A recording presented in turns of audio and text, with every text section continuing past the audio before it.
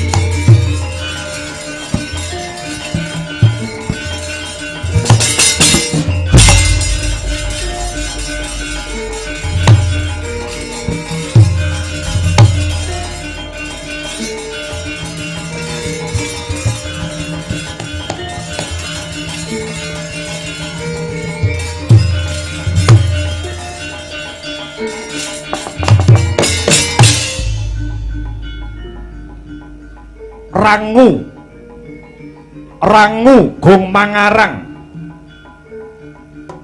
tiasira sebit aruntang ranting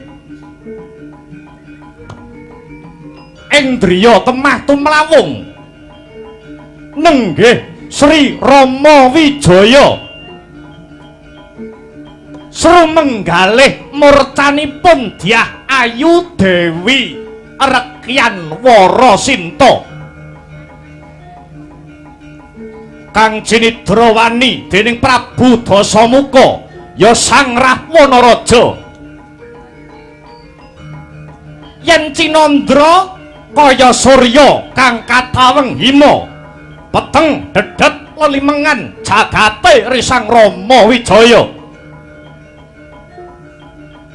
wis dungkap sak warsa tegese setahun pinisah katresnanira kaliyan kang garwa Rekyan Warasinta. Bobot pepuntoning tekad Sri Rama Wijaya hanganti wadyabala wanara ing negara Guwa Kiskendha kanthi hanambak samudra Hindi satemah bisa napak bumi Ngalengka mesanggrah ing pesanggrahan Swela Giri sedyaning kayun arsa hangrebut Rekyan Sinta saking astane Prabu Dasamuka.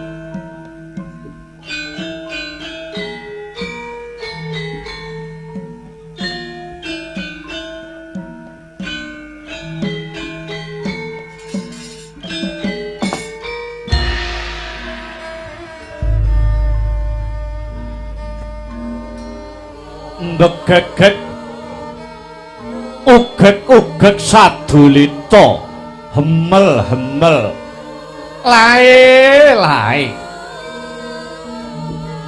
nyuwun sewu Gus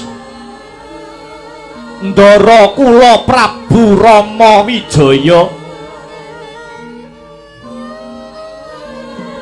kula mboten maida runti ing penggalih sampeyan namung Semar badhe caos katerangan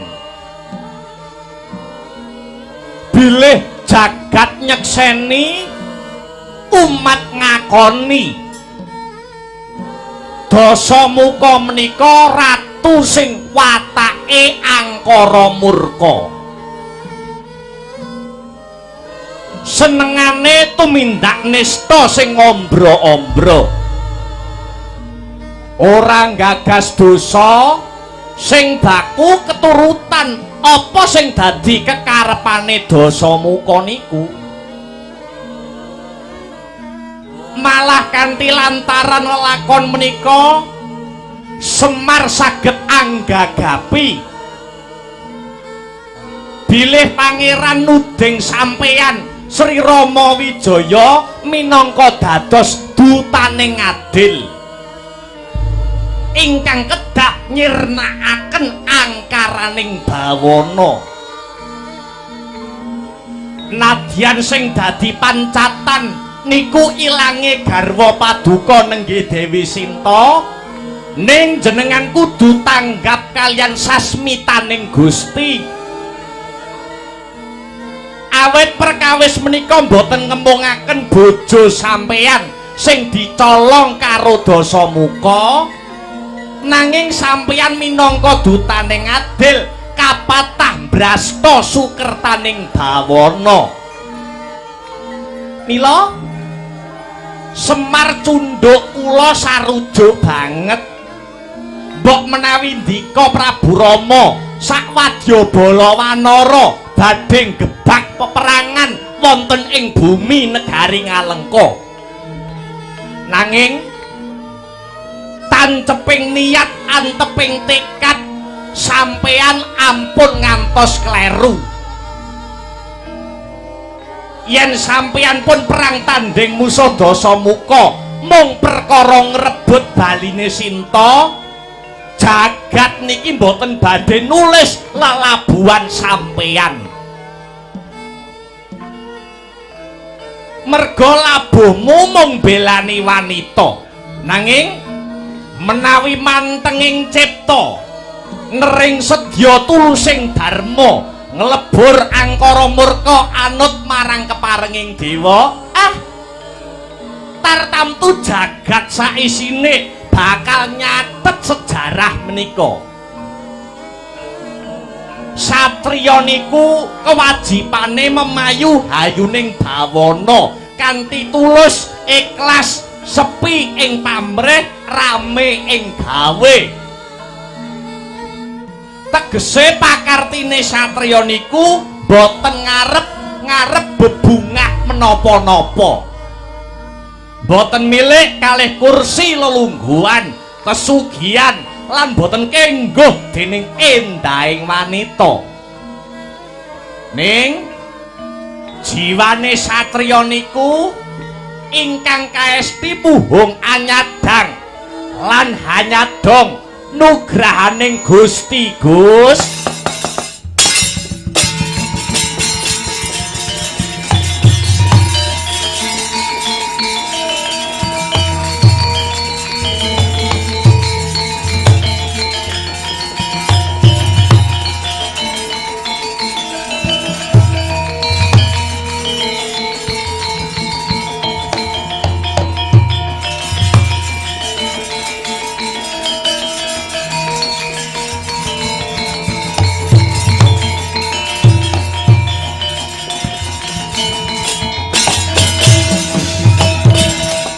Sino karata mretar tamtu ning utama titi tetep dadi pangubaning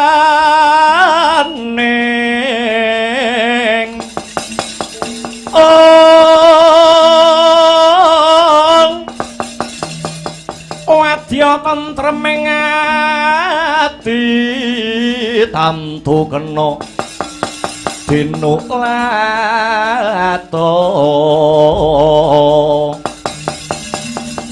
diasilir wulan dadari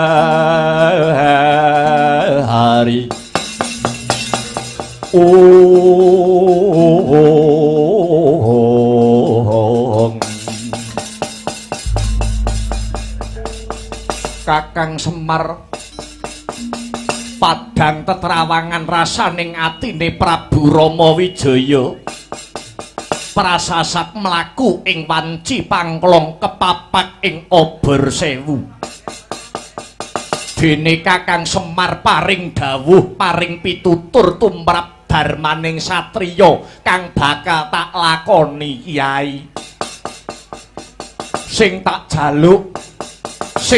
jaluk mung donga pangestune Kakang Semar Badranaya sak rampunge Rama Wijaya lan kabeh wadyabala wanara nambak samudra Hindi sak mengko Rama Wijaya wis napakake sikil ana bumi negara Ngalengka tak jaluk panjurungmu aku bakal nyabrang getih peperangan musuh kelawan Dasamuka sak prajurite Kyai.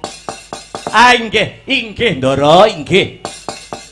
Sampeyan nganggo tekad satriya tanah Jawa. Mugi-mugi kasembadan ingkang ndika gayuh satemah saged rubuh angkaranipun Ratu Ngalengka Prabu Dasamuka ya Sang Rahwana Raja Den.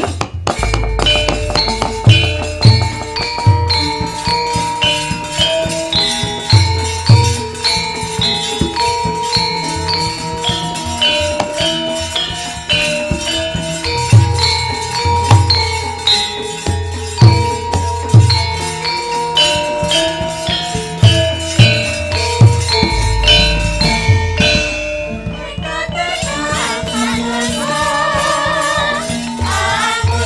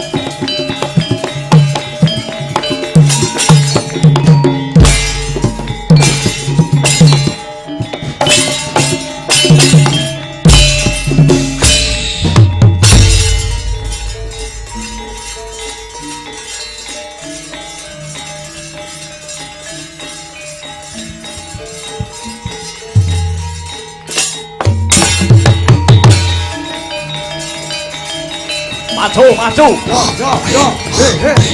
Yo.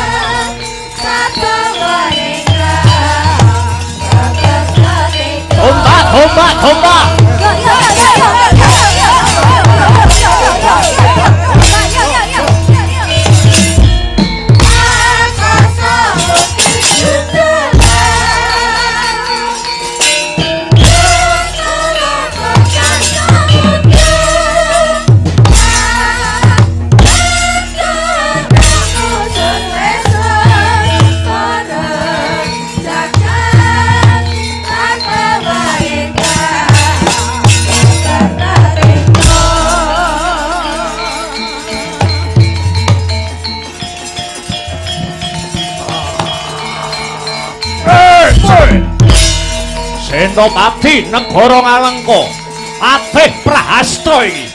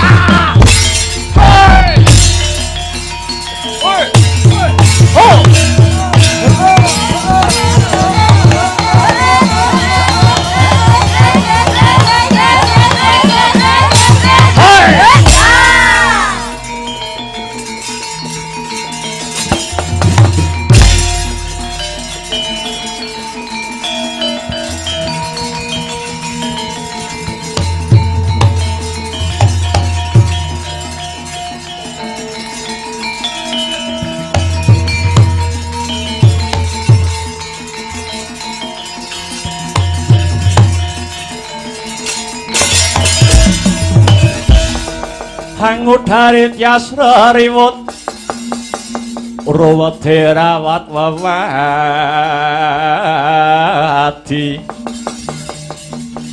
Wati lamun kauningan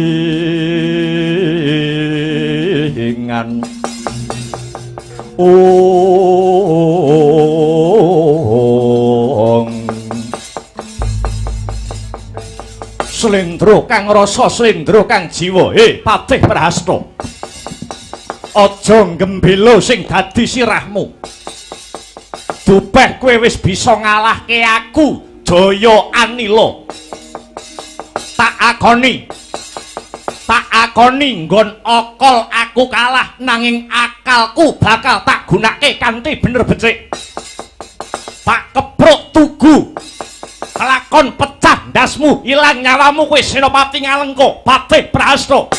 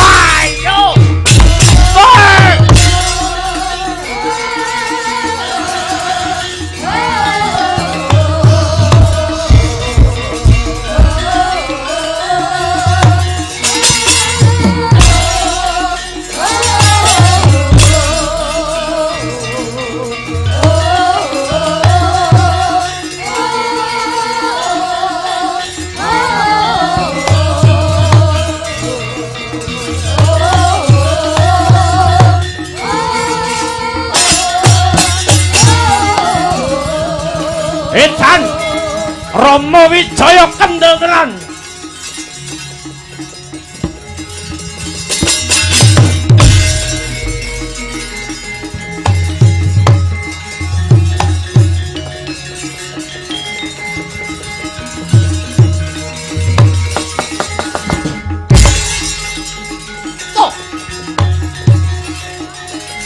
Indrajit,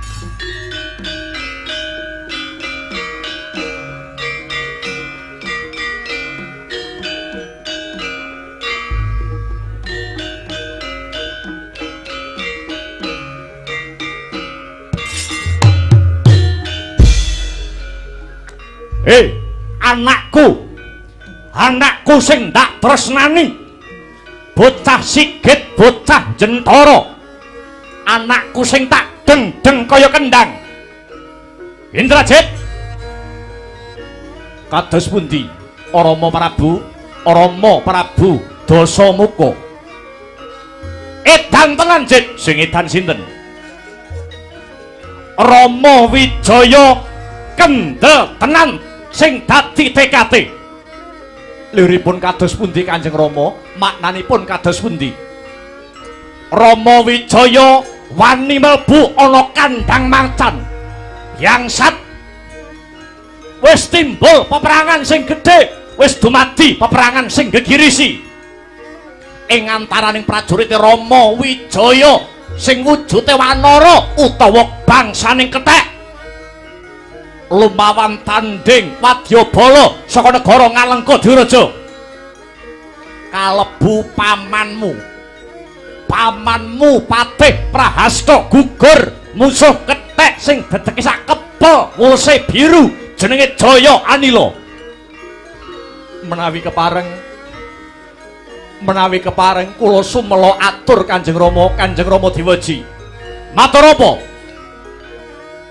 Peperangan punika sipatipun wengis. Perang niku kejem. Ingkang dados korban boten ngemungaken para prajurit senopatining nagari ananging para kawula alit ingkang boten mangertos kintang kimpuling lelakon inggih tumut dados korban pengising peperangan lan ingkang handadosaken perang gegempuran menika awit paduka Kanjeng Rama wanuh wani hanyidra utawi nyolong garwanipun Prabu Rama Wijaya nur inggih pun Rekyan Dewi Sinta. Lah Kanjeng Rama supados saged dipun sigek peperangan menika supados peperangan menika saged mandheg sumangga diwaji kula aturi mangsulaken mbalekke Rekyan Sinta dhateng astanipun Prabu Rama Wijaya. Piye cangkemmu balenono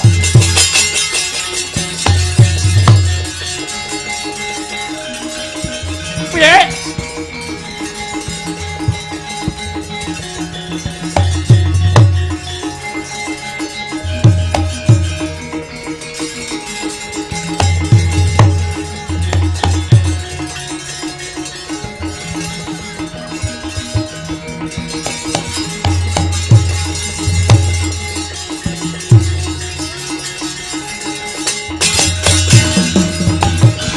sumangkahang grosro sombar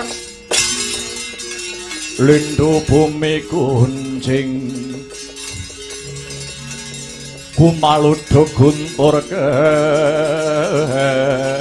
kepuk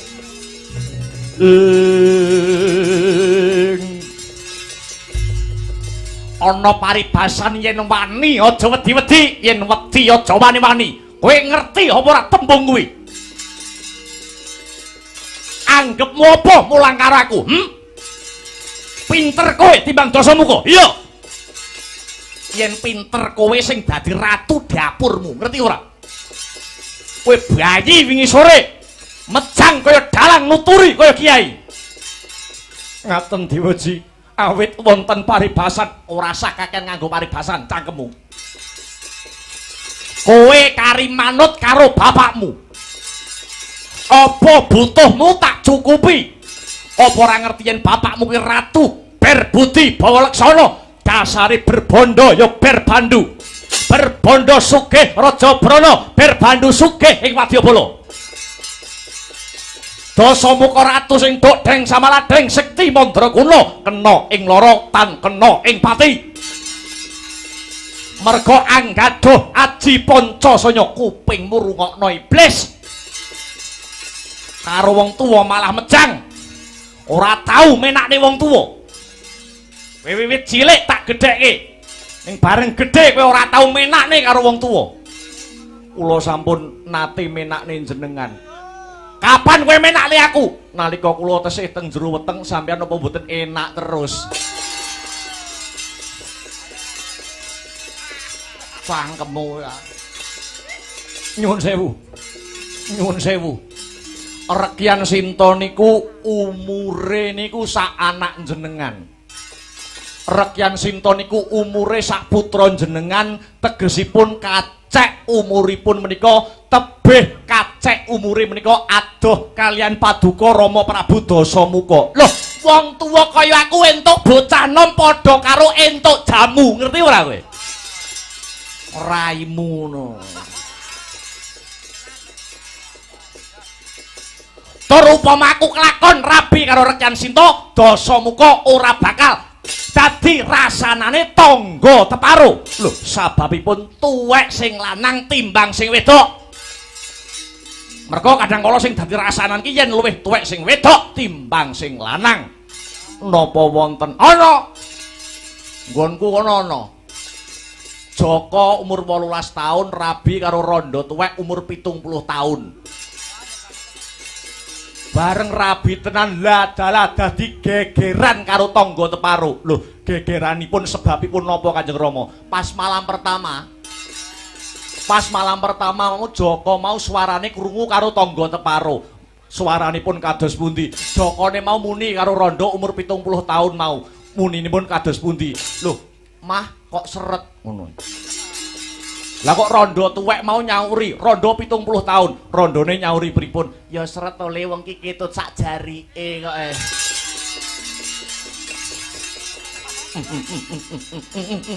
Aja guyu tak kepruk bota. Kula Itacit kados pundi? Dina sak mengko wis dadi sumpahe Dasamuka, wis dadi sumpahe Rahwana Raja. Luwih becik tak entengke patine Dasamuka, luwih becik tak entengke patine Rahwana Raja. Timbang wurung, timbang batal anggonku dedaupan karo mantasaning widodari Regyan Dewi Warasinta. Lajeng punapa ingkang kedah kula tindakaken Kanjeng Rama Dewaji. Lumarapa menyang Gunung Gohkarna. Timbalana celuken pamanmu Kumbakarna. Kang sak mengko lagi tapa nendra utawa tapa turu ana ing sukuning Gunung Gohkarna kana. Mbuh piye caramu, mbuh piye reka dayamu. Aja pati-pati balian durung bebarengan lakumu kelawan pamanmu Kumbakarna. Lho niki ngestakaken dawuh amit madal pasilan budhal sira iki Indrajit.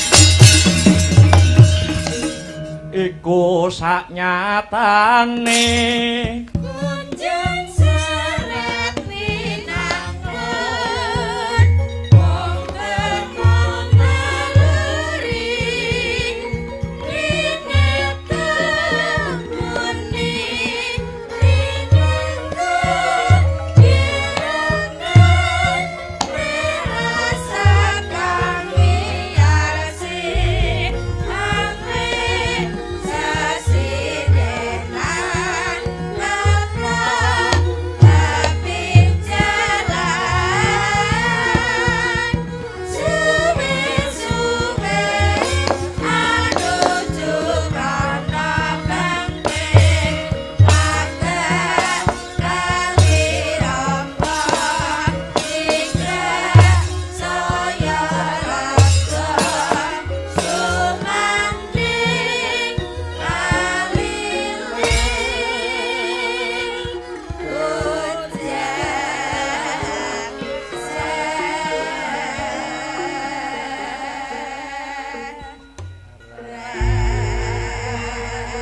palugon laguning lekas lo kita linut tinggi tung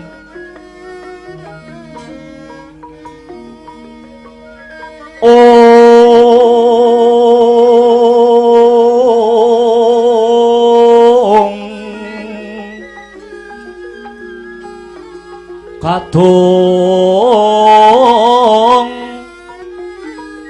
kadereng among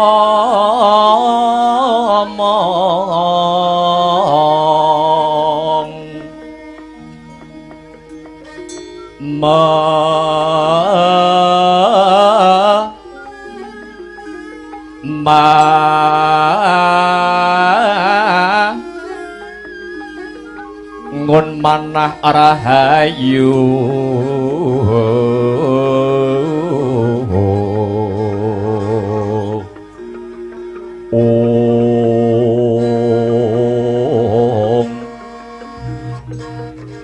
hayu ana tan agolong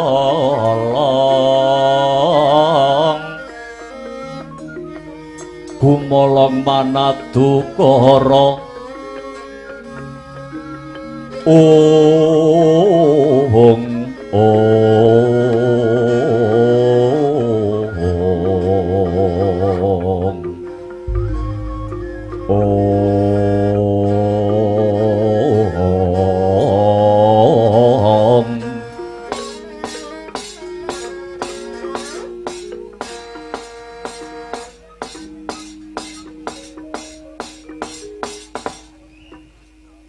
paman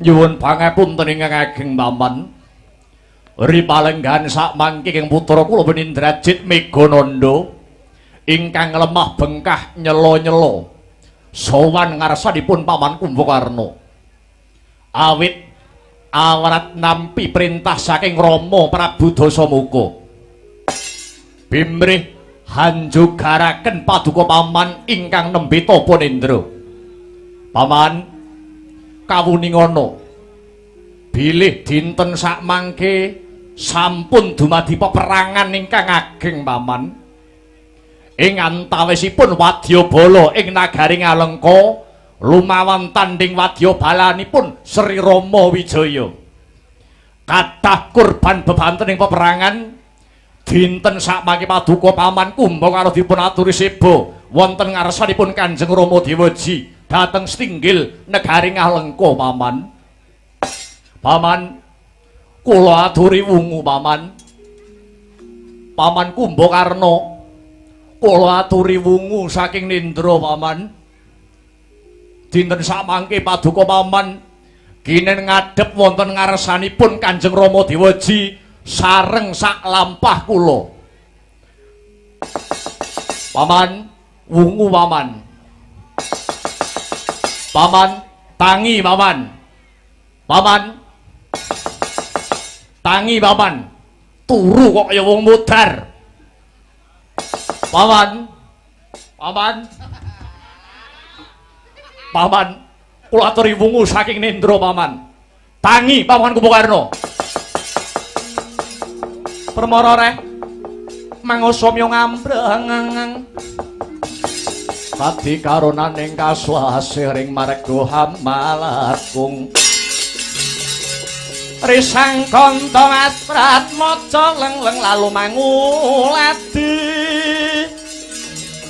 surya mangrang sang wayah surya mangrang sang wayah Omyos amara wayahan poho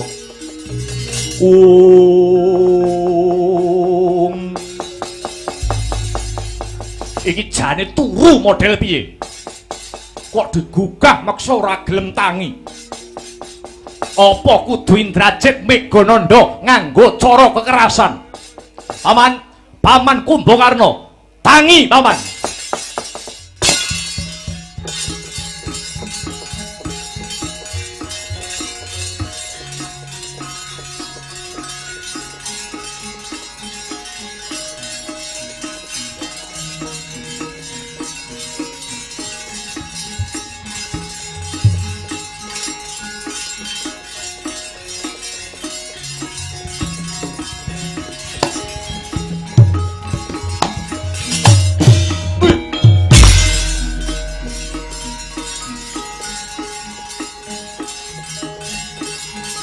Paman. Paman Kumbakarna tangi mawon. Paman. Paman Kumbakarna tangi paman.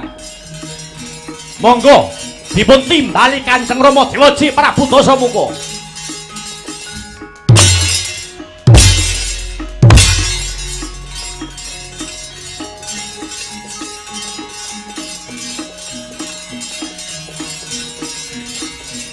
Paman tangi mawon.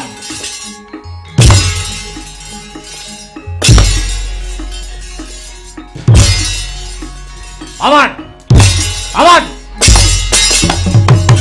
Pak. Paman.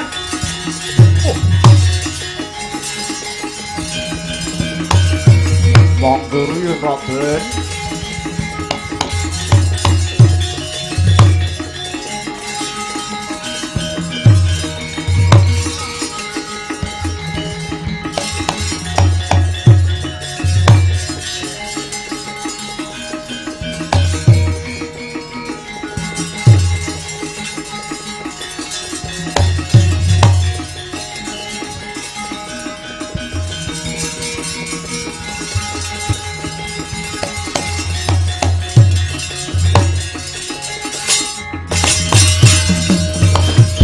Agyatare sangga pirang ore nanggul ginembit-gembit dosa ngretnaning bawana ing edan gok Indrajit nganti kentekan akal anggone nggugah Paman Kumbakarna aku kudu nganggo cara sing kepiye ing atase tak gugah nganggo gaman nganggo sanjata parandene karo Paman Kumbakarna babar blas ora ginawe rasa kok piye lung piye mbok ora ngerti aku mbok kowe kuwi melu usul mbok kowe iki melu urun rembug aku ya ora tau usul kok Kang. Pokoke kancane ngalor aku ya ngalor, kancane ngidul aku ya ngidul. Rombongane mangkat aku ya melu mangkat, Kang. Oh ngono. Rombongane Mase ya melu, rombongane adike ya melu.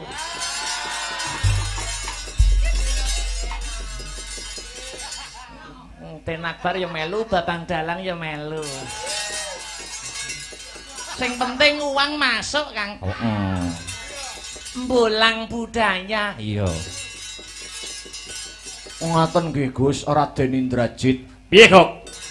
Kang Paman Kumbakarna niku mboten sak lumrahe wong turu, mboten sak lumrahe tiyang sare. Kenging winastan tapa brata.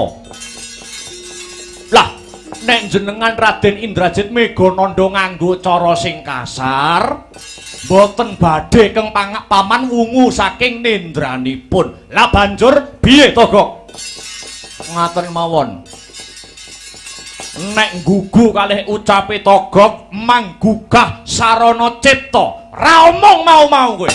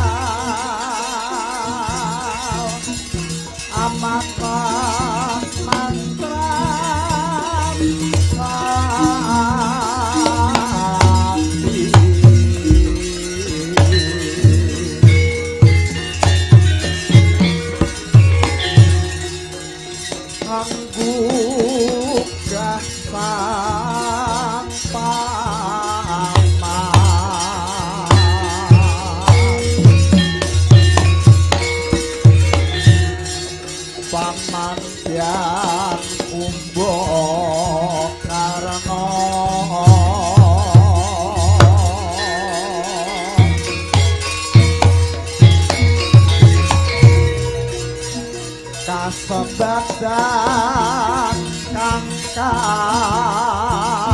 esti yo bungu netro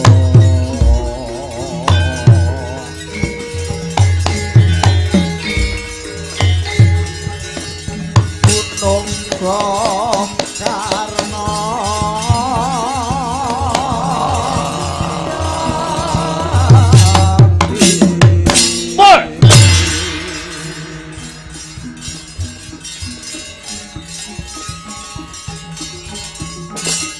Indrajit.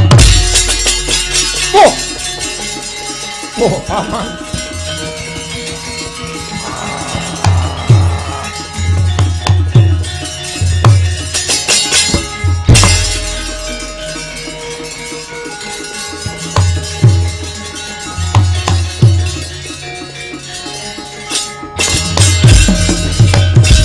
Putra Pandhawa Katiwisaya Ngendriyaksa Sara Maruta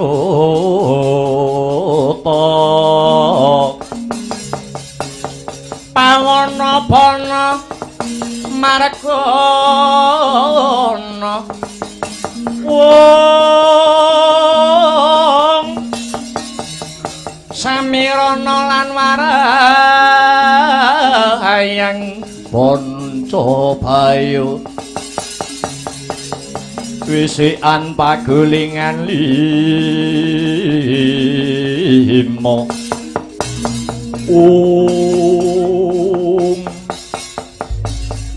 orang graita jebul Indrajit sing gugah anggonku turu inggih saderengipun sembah sungkem kula katur paman ing panglebur gangsa ya wis ndak tampa cah bagus waton ora selak karo batinmu kowe munggah ana gunung Goh Karna kene kowe gugah nggonku turu mesti dikongkon karo geranganmu aku wis suthik karo bapakmu Indrajit nyuwun pangapunten paman nyuwun pangapunten kula namung sakderma netepi kewajiban Indrajit namung sakdermi netepi jejibahan dipun utus kalian Kanjeng Rama supados ngaturi paman ing panglebur gangsa prapta ing pendhapi ageng nagari Ngalengka Diraja sakmangke perang Palwagakara perang kethek musuh raseksa sampun kawiwitan paman tegese bapakmu isih kenceng nggone kepengin rabi karo Dewi Sinta iya nuwun inggih paman malah atur wuninga sampun wonten senopati Ngalengka ingkang gugur wonten Rananggana nuwun inggih pun Bibi Sarpakenaka tuwin Kanjeng Eyang Patih Prahasta paman lah dalah ya jagat Dewa Bathara ya jagat Pangestungkara Yayi Sarpakenaka paman Prahasta ora ngerti pojok pleret kintang kimbule lelakon melu dadi kurban kawengisane Kakang Rahwana mung perkara ngono wae kok pamanmu kok gugah Jit inggih semunipun Kanjeng Rama sakmangke sampun tinar buka penggalihipun malah panjenenganipun paring dawuh menawi mangke paman Kumbakarna kersa rawuh wonten ing Ngalengka Kanjeng Rama badhe mundhut seserepan sarta pamanggih egoh pratikel saking paman Kumbakarna mrih saenipun Kanjeng Paman lan janjinipun Kanjeng Rama sedaya dawuh pangandikanipun paman Kumbakarna mangke badhe dipun tampi kalian Kanjeng Rama apa kena tak gugu omonganmu Indrajit inggih menawi Indrajit goroh gulu kula ingkang kula totohaken yo yen tak timbang-timbang iki isih ana wektu kanggo dandani bobroke Kakang Dasamuka yen pancen Kakang Dasamuka tinarbuka kang dadi nalare weruh sing dadi kautaman. Aku gelem sowan ana setinggil Ngalengka, mula Kang mangkon Indrajit. Ayo tutna sak lakuku. Ngadhep Koko Prabu Rahwana-raja mbarengi lintang alian. Muga-muga negara Ngalengka enggal antuk pepadang. Sumangga kula dherekaken Kanjeng Paman Kumbakarna.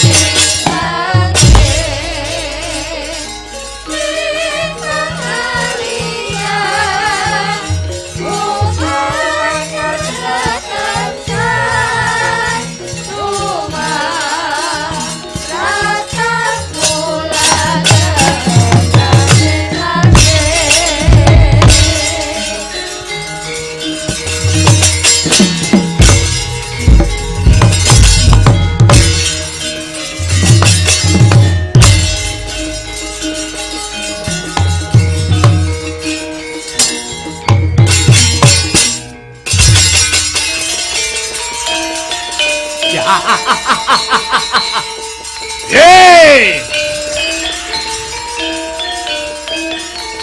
Hey! Oh! Kapan nyoto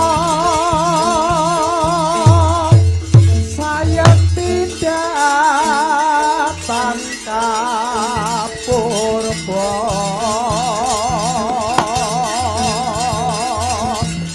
dening manungsa ya. Hey!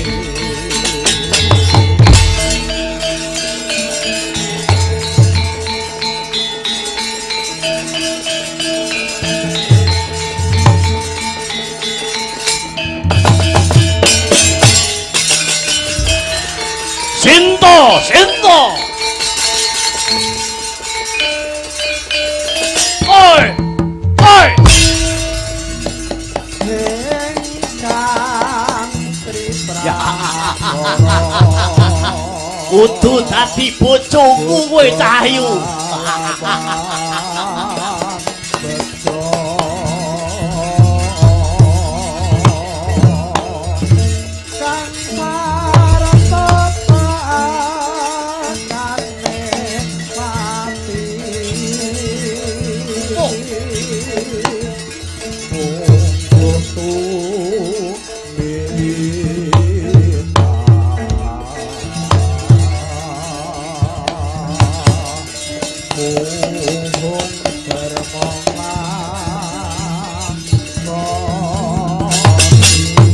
Woi! Ah!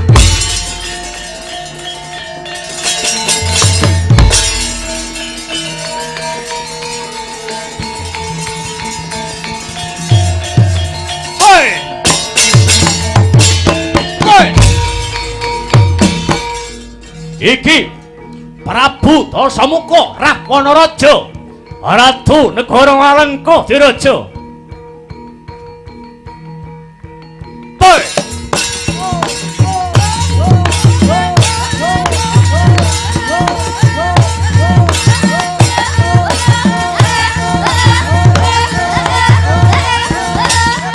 Woi!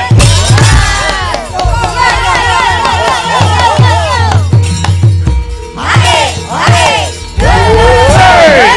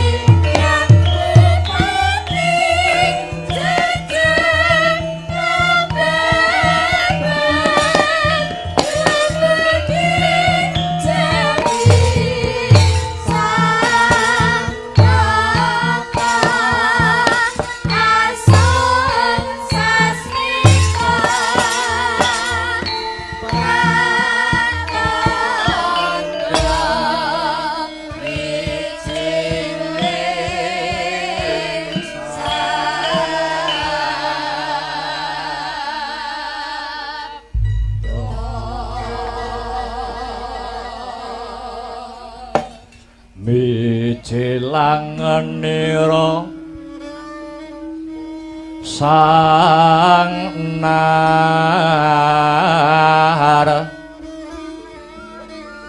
pati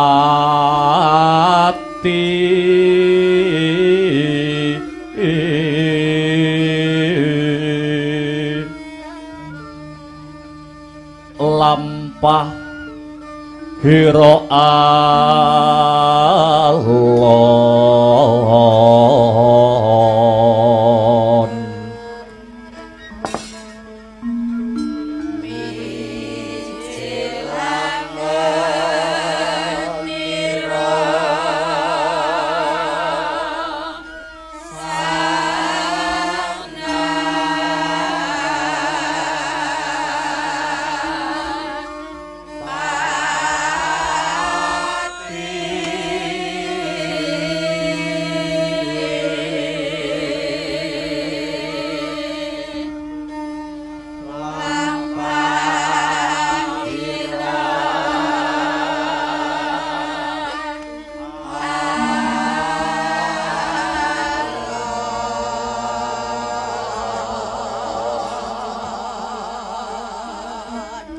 gena ora bak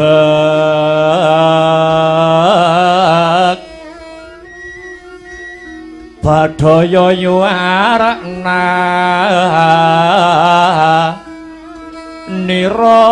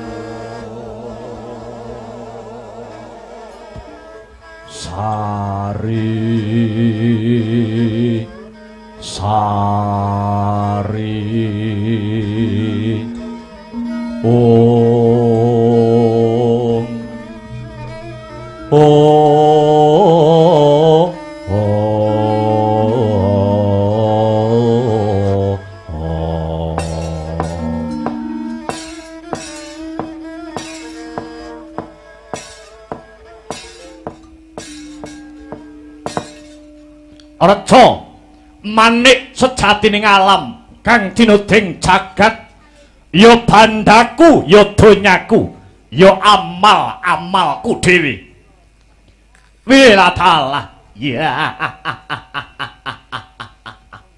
bareng pun kakang roh praptane Yayi Panglebur Gangsa si Kumbakarna ngabyantara marang ngarepipun kakang bungah rasaning atiku prasasat kejugurkan Wukir Sari kablabaran Samudra Watu.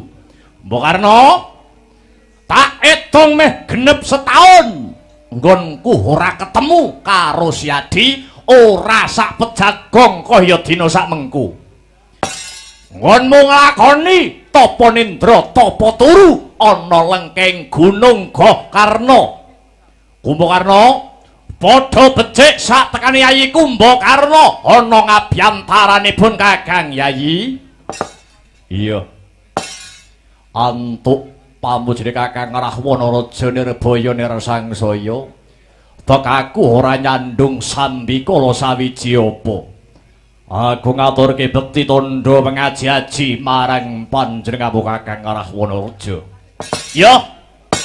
Banget panarimanipun Kakang akarya bombong Birawa jroning nala ora liwat Pangestune pun Kakang hae Tampanono Kumbakarna.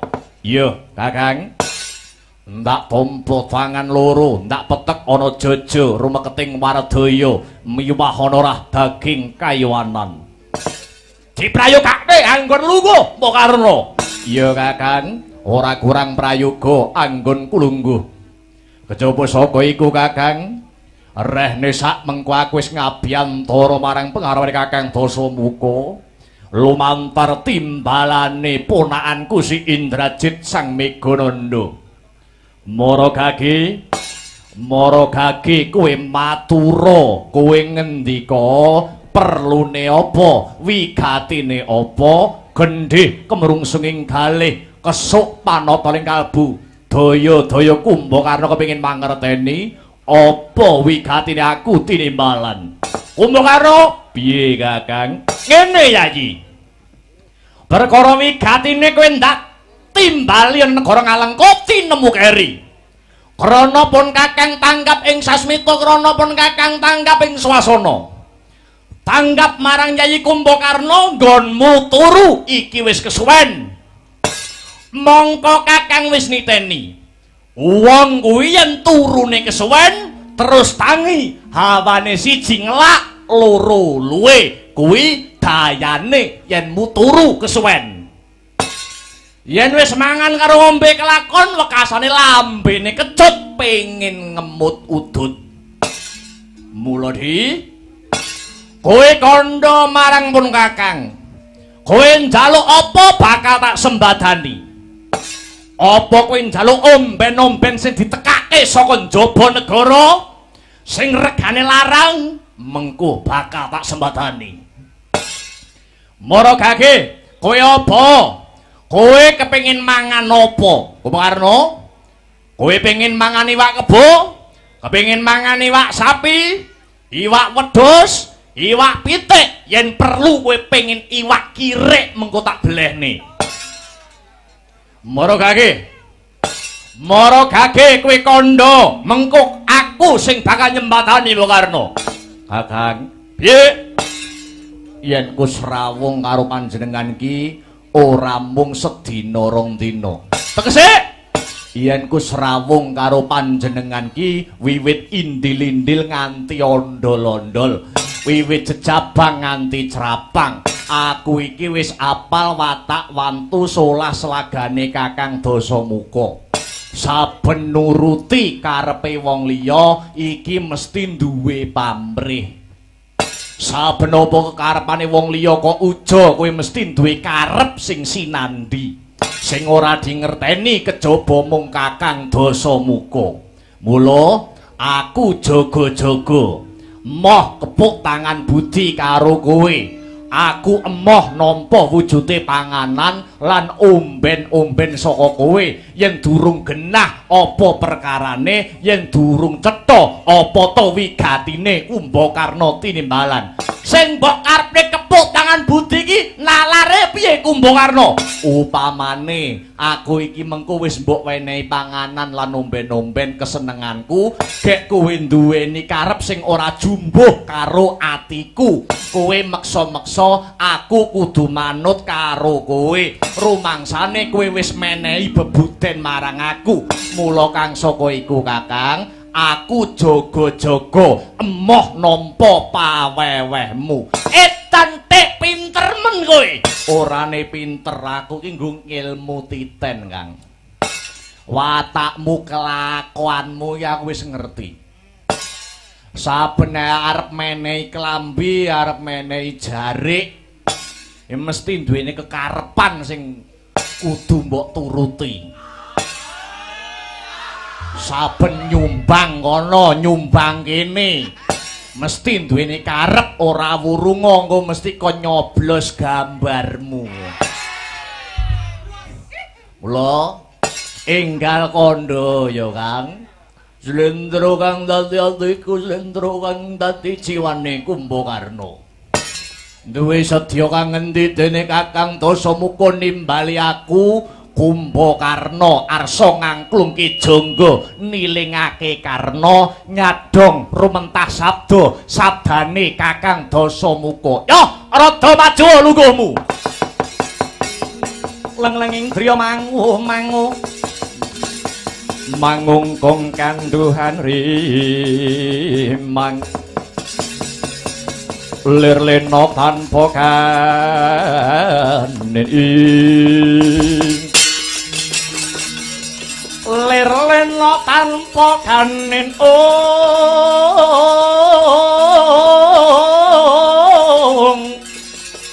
yen tampulusa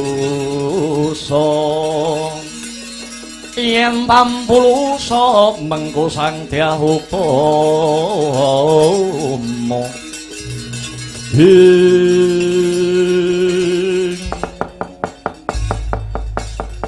Kumbakarna piye Kakang? Yo pancene kuwi ngesuk yen to pancene kuwi kepengin ngerti apa to wigatine kuwi tak timbali. Aku mung bakal takon marang sira Yayi Kumbakarna. Takon babakan apa Kakang? Kowe karo sing gawe urip dikodratke urip ana ing negara Ngalengka. Kowe urip aning Ngalengka dikodratne dadi apa Kumbakarna? Aku dikodratke karo sing gawe urip, karo sing gawe jagat dadi satriya Kakang. Dadi satriya? Iya. Yen to pancen kowe ngucap kowe dikodratke dening Gusti Kang Murbeng dumadi dadi satriya, jal aku arep takon. Satriya mono duweni kewajiban cacahe pira? Satriya mono duweni jejibahan ana pira? Coba aku jlentrehno Kumbakarna. Kakang, piye? Kewajibane satriya mono ana 5. Ana 5? Iya. Apa wae Kumbakarna? Ingkang angka 1 kewajibane satriya ya kuwi memayu rahayune bumi kelairan. Angka 2 ngayomi para pandhita, para kiai, alim ulama ingkang nembe manembah marang Gusti Kang Murbeng dumadi. Kuwi angka 2. Ya, angka 3. Angka 3 ya kuwi tresna ing bangsa, welas asih mring kawula dasih. Sabanjure kaping 4 angka 4 tuhu ing janji nuhoni janji kang wis kawedhar, lati pakarti kudu nyawiji. Lah sing angka pungkasan angka 5 tunduk ing bebener adhedhasar weda suci lan undang-undange negara. Apa kira-kira 5 perkara kabeh kuwi mau wis mbok tindakake kanthi bener becik Kumbakarna? Wis Kakang, tak kira 5 perkara kuwi mau wis ndak tindakake kanthi bener becik. Kowe goroh, kowe ngapusi Kumbakarna. Jare satriya kuwi ora kena goro, jare satriya kuwi ora kena ngapusi. Loh, aku ngapusi nggon ngendi Kakang? Jajal. Aku takon maneh, darmane satriya, kewajibane satriya angka 1 mau unine piye balenana? Kewajibane satriya angka 1 ya kuwi memayu rahayuning bawana, rumeksa rahayuning bumi kelairan. Rumeksa rahayuning bumi kelairan ki maknane piye Kumbakarna? Upamane negarane ditekani musuh, satriya kudu cancut tumandang mbelani negara mau, mbelani bumi wutah darahe. Sumpahe satriya, sumpahe kanggo mbelani negarane ora mung bondo, ning nyawane diudhokke kanggo srana mbelani negarane sing lagi ditekani kelawan mungsuh. Apa kowe ora krungu? Apa kowe ora ngerti yen to sak mengko negara Ngalengka ditekani musuh Kumbakarna? Aku wis ngerti. Saka sapa? Saka ponakanku si Indrajit. Yen sak mengko Prabu Rama sak Wadyabala wis tumeka ana negara Ngalengka, kepara wis dumadi peperangan sing gedhe. Yen to nyatane negaramu tinggalane bapakmu lan bapakku digojak-jakan musuh, Rama Wijaya wis ngluruk perang ana kene. jare kowe duwe dharma meksa rahayu ning bumi kelahiran. Yen to nyatane ngono, kenang apa ora kok tindake? Ngerti negaramu ditekani musuh. Kowe ora gelem tumandang, kowe ora gelem jumangkah, kowe ora gelem kumrembyah. Kowe malah turu ana lengking gunung Goh Karno. Jajal Wangsulana. Kowe iki jare satriya apa dudu Kumakarna? Wah.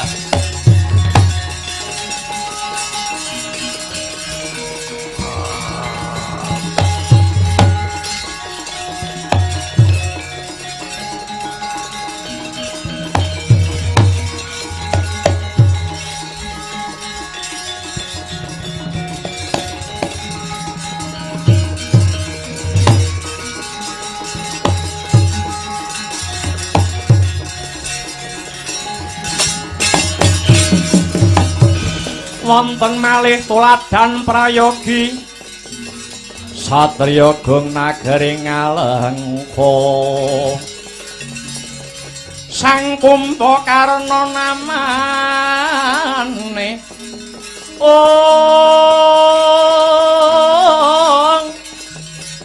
Toriko Marnatiyup suprandening gayuh utami wiwiduk perang Alengka genya darbe atur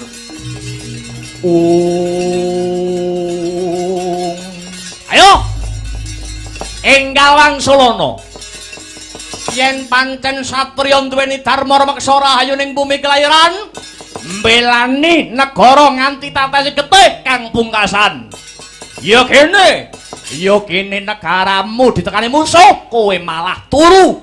Rewa-rewa ora ngerti. Ora gelem jumangkah kang sarta kumrembyah Kumakarna. Kakang piye? Kowe bener nanging kurang bener. Kamsutmu piye? Pancen bener. Satriya kuwi duweni kewajiban belani negarane nganti tetese getih kang pungkasan. Upamane negarane lagi ditekani musuh. Lah yo kenang apa? Oh sik cangkemmu menengo sik. Aku tak matur dhisik. Nek urung rampung yen ku matur aja kok pedhot lehku ngomong. Pancen bener. Satriya duweni jejibahan belani negarane ning disawang lan ditonton dhisik perkarane. Negarane kuwi mau bener apa luput? Yen to negarane mapan nggone bebener satriya kudu tumandang. Ning nek negarane ki sing kleru satriya mau aja nganti tumandang. Merga satriya kuwi kudu bisa milah lan milih ngendi bener ngendi luput. Kamangka Kakang. Kamangka aku ngerti. Aku ngerti yen to sumbere keluputan mapan ana ing negara Ngalengka. Mula nganti Rama Wijaya gebak peperangan merga Ngalengka kene iki klirune Praja Ngalengka merga saka tumindake Ratu Ngalengka ya kowe kuwi Kakang Dasamuka. Sing wani bedang bojone liyan wani ngrusak pagrayu nyolong Dewi Sinta. Garwane Sri Rama Wijaya. Yen to aku mbelani negara Ngalengka tegese aku satriya sing ora duweni kiblat. Ora bisa bedake ngendi bener ngendi luput, mulane aku wegah tumandang. Aku wegah tumandang ki ana dasare, ana wewatone. Dasare kowe sing kleru, Ngalengka sing luput. Wis rampung leh kumatur maragake saiki cangkemmu genti munia, Kang. Ayo sik tak mikir sik diamput iki. Plentas-plentus. Karno, piye? Manungsa kuwi tipake padha lonjong ning atine ora golong. Ora golong piye? Yen kanggomu ngrebut bojone liyan ki dosa, monggo. Bedang bojone liyan ki luput, monggo-monggo wae. Nanging yen kanggone Dasamuka tiba kosok balen. Kosok balen piye Kakang? Gagah-gagahe wong lanang kuwi yen iso ngrebut bojone wong liya.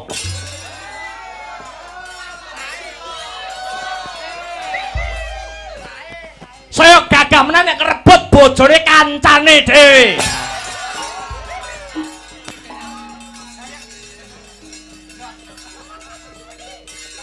Wis mlinger kiblatmu, Kang. Ya to ya. Cekak cukupe. Aku mbok tekake ana kene iki, aku wis mbok takoni, aku wis nyauri. Aku tak balik ana Gunung Gokarna. Nyatane kowe ora gelem ngrubah sing dadi watakmu. Ning babar blas kowe ora ana owah-owahan, kowe ora ana perubahan, Kang. Bener jarine para pinter sarjana sujaning budi. Yen watuk ki kena ditambani yen diwatak. Yen watak kuwi ora kena tambani, barenge ilange yo sak mudare menungsane. Aku njaluk pamit tak balik turu ana sukuning Gunung Gokarna. Yen perlu Kumbakarna turu sak mudarku. Kumbakarna, aja Kumbakarna.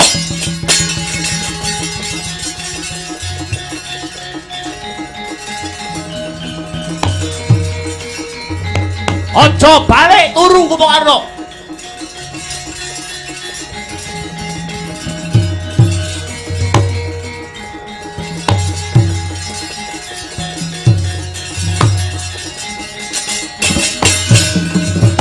Kakangmu potlaranten apetik besok amendemo baris kang prayitno.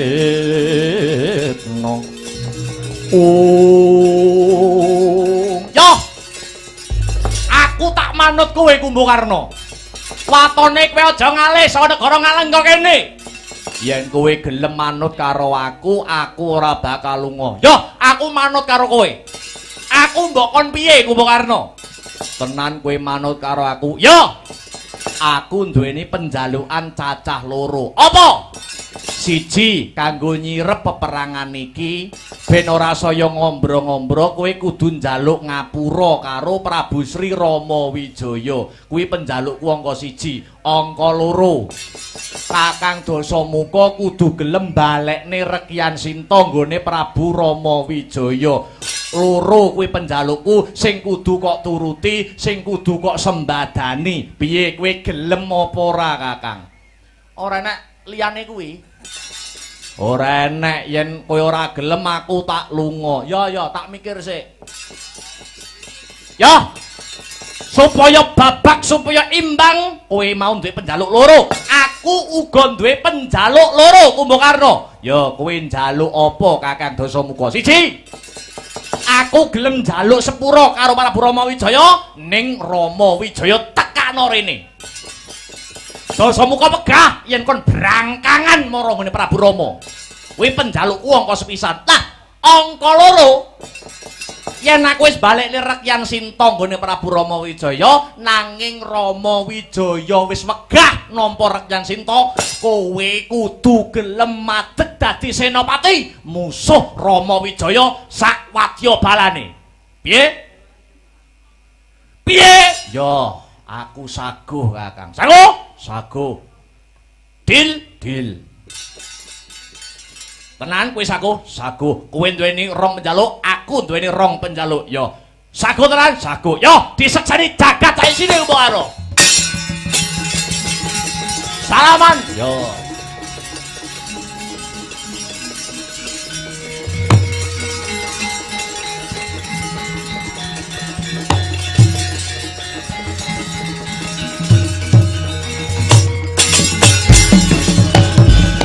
Sineksenan jagat saisine. Kowe gelem njaluk ngapura marang Rama lan kowe gelem balekne Rekyan Sinta. Ya, ning kuwi nganti Rama Wijaya wegah nampa Sinta, kowe kudu gelem dadi senopatiku. Ya, tak sekseni Kang, aku manut. Ya. Saiki jal Rama Wijaya tekakno rene. Entenana sedhela, nyebar godhongkara, sabar sawetara. Tan samarep amoring suksma sinuk maya winaka ing asepi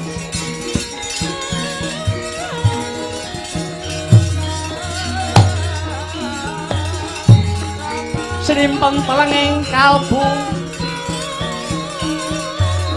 pambukaning warana tarwan saking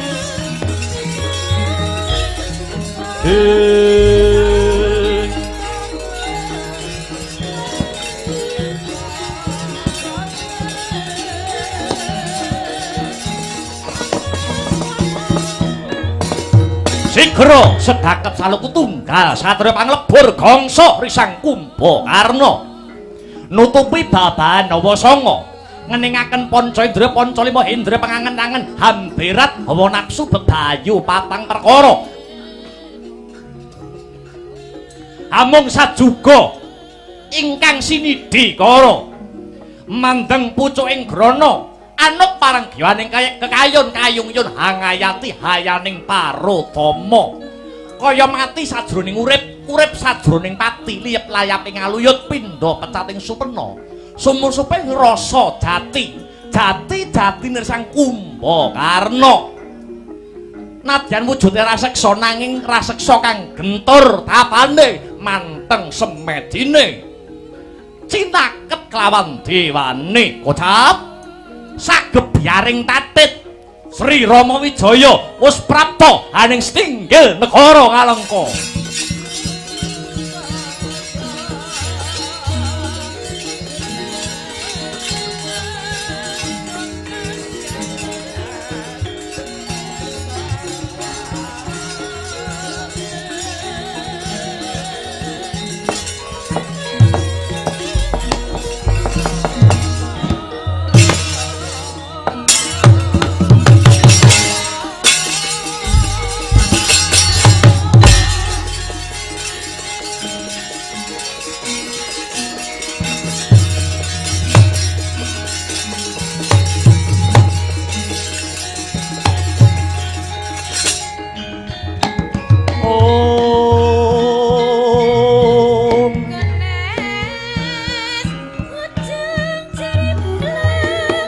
Caritane satriya linuwe kang mardi mring kautaman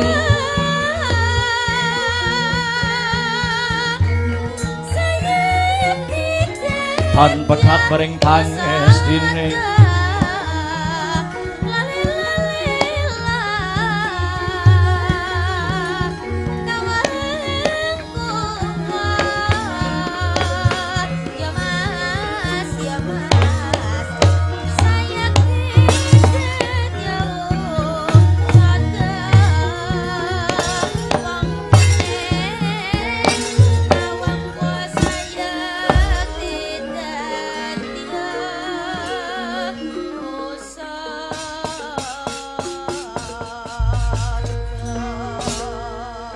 Sinuwun Rama Wijaya apa Raden Kumbakarna nyuwun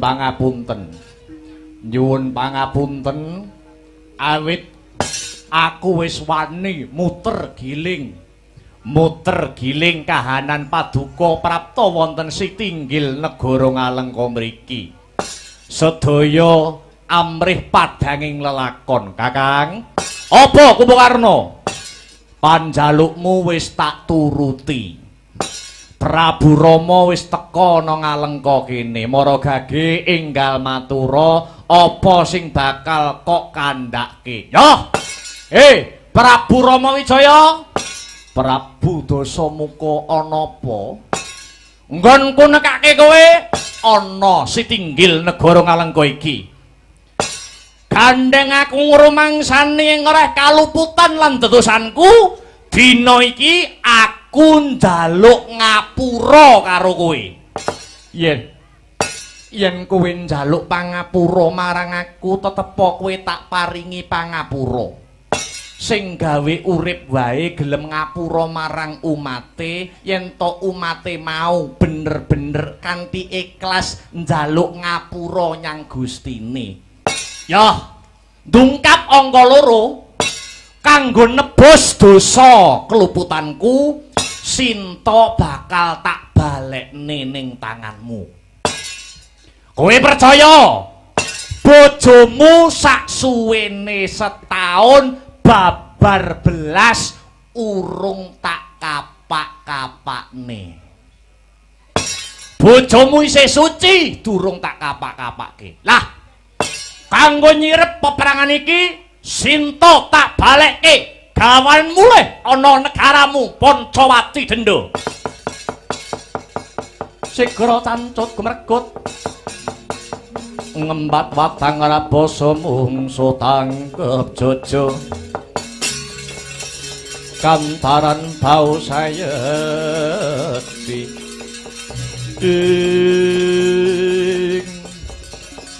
jagat dewa Bathara pasisane ngabathara jagat jebulane kabar sing tak tampa tinemune kabar kang kabur kabar kang ora bener kabare kiblat 4-5 pancer Prabu Dasamuka kuwi ratu sing sekti mandraguna paribasane pinatah mendat jinara menter pinaku bendal binedil njundil aja to jamake jalma manungsa nadyan to karo dewa wae Dasamuka ora wedi nanging kabeh mau jebul kabar kang kliru bareng sak mengko wis akeh kurban-kurban saka negara Ngalengka bareng tak luruk perang ana ing negara Ngalengka cilik atine Dasamuka mulur mungkret kaya cacing kowe wedi kelawan kekuatane Rama Wijaya iya Prabu Dasamuka wong kang kaya kowe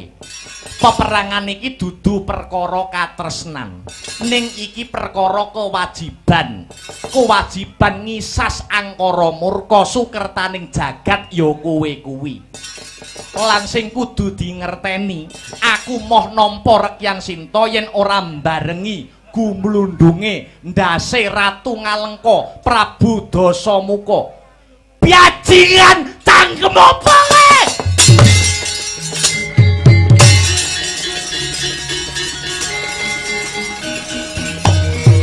cok pedang Kang sabar Kang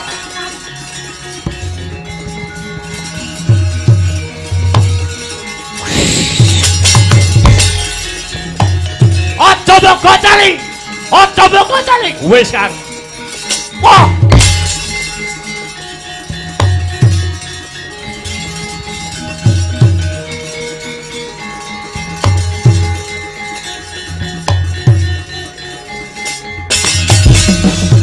Rudamon tapir kina tabdu koyaya sinipi Jojo bang mawinga-winga wengis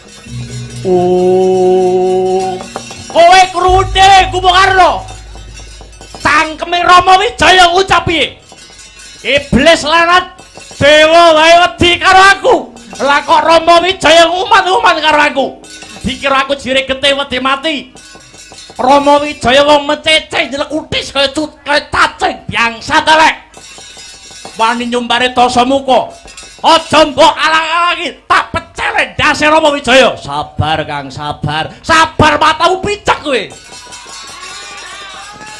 sabar ana tetembungan innallaha ma'asabirin ora usah nuturi Dasamuka wah leremno dhisik kanepsonmu Kakang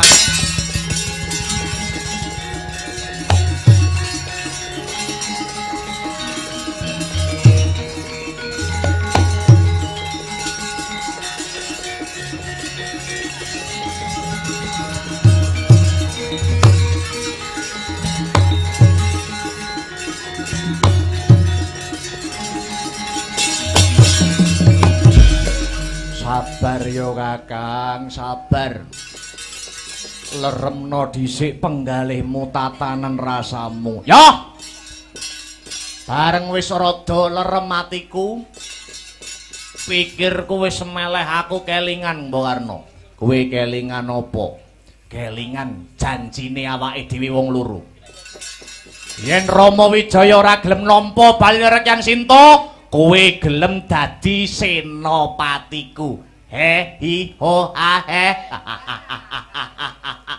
gelem ra gelem kowe kudu dadi senopati Mbok Karna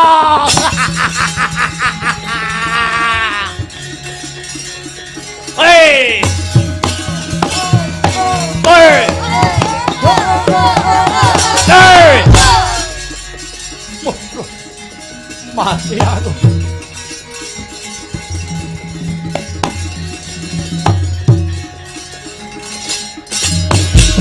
Ayo, kowe aja endo. Kowe arep bali turu ning Gokarna, yo. Ora iso. Kowe kalah janji. Kowe kudu dadi Senopati. Oh. Mati aku.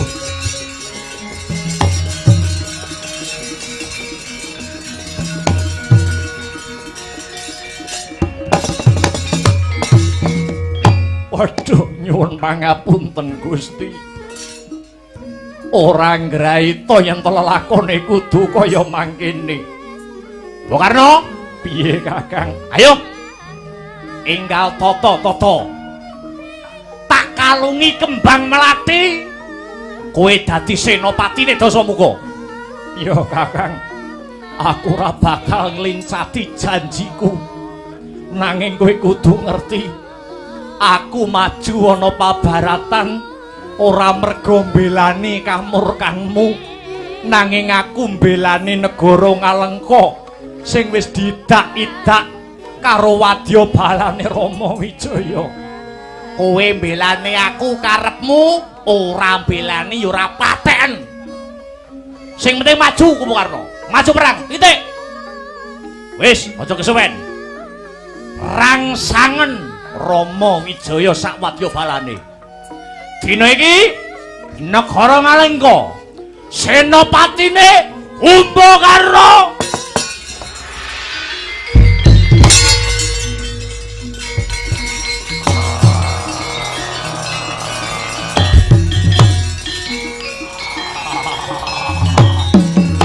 Oh.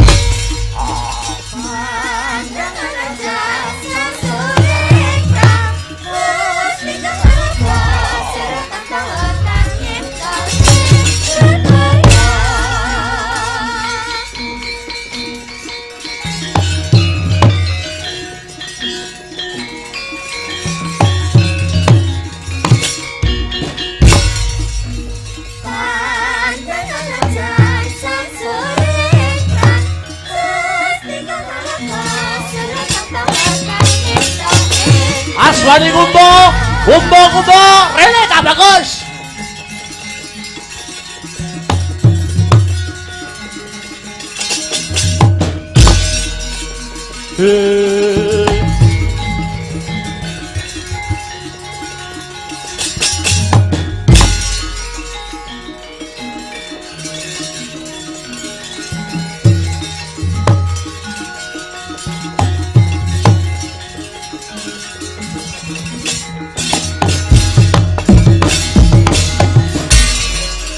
Kowe wis ngerti apa durung bapakmu dadi senopati? Bapakmu Kumbakarna maju dadi senopati Ngalengka.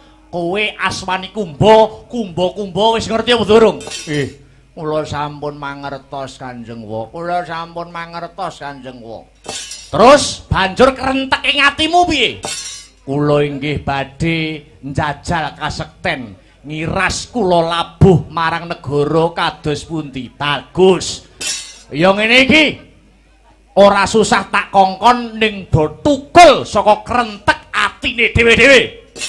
Yo, nadyan kowe iki anak Kumbakarna ning kowe kabeh wis tak anggep kaya anakku dhewe. Mula kowe tak lilani, bocah loro tak lilani, maju ana ing palagan, mbelani karo bapakmu. Kowe kudu maju luwih dhisik sadurunge bapakmu perang ana palagan. Aswani Kumba lan Kumba. Lho nggih lakar kados mekaten ngestokaken dawuh. Kula namung nyuwun tambahing pangestu. Nyuwun pangestu, Makde. Muga antuk pengasih saka Gusti Kang Maha Wasih. Tak surung dongaku. Tak balang pangestu. Bocah sakloron lanango juritmu. Sabet biar katalika wau. Paripurna pangandikane Sang Buminata trawaca ndenya hamedhar sabda. Bawane Sang Nalendra datan singlar saking Ubaya